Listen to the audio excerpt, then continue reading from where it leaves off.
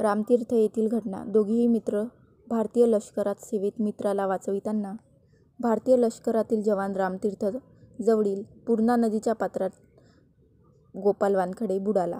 ही घटना शनिवारी सायंकाळी 4 ते 5 वाजताच्या दरम्यान रामतीर्थ येथील डोहात घडली.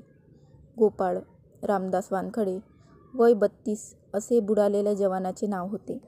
माहितीनुसार गोपाल व त्यांचे मित्र विकास नागोराव सोनवणे व विकी गौतम सोनवणे यांच्यासोबत काही कामानिमित्त अकोला येथे गेले होते.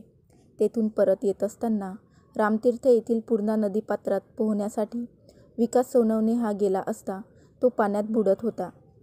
दरम्यान त्याला वाचवण्यासाठी गोपाल रामदास वानखडे हा मित्राला वाचवण्याकरिता गेला असता प्रयत्नात तो स्वतःच पाण्यात बुडाला. विकास सोनवणे यास अकोला येथे जिल्हा सामान्य रुग्णालयात दाखल आहेत.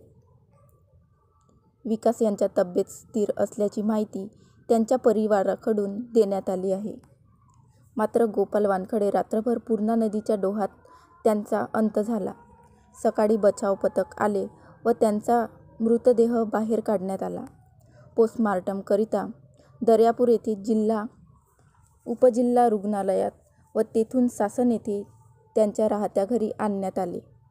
त्यावेळी त्यांचे प्लॅटून चे जवान व येवदा पोलीस प्रशासन तसेच दर्यापूर येथील नायब तहसीलदार महसूल उपस्थित होते.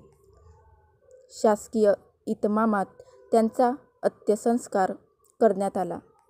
पोलीस कर्मचारी व आर्मी जवानांनी त्यांना सलामी देऊन त्यांचा अंत्यविधी पार पाडला.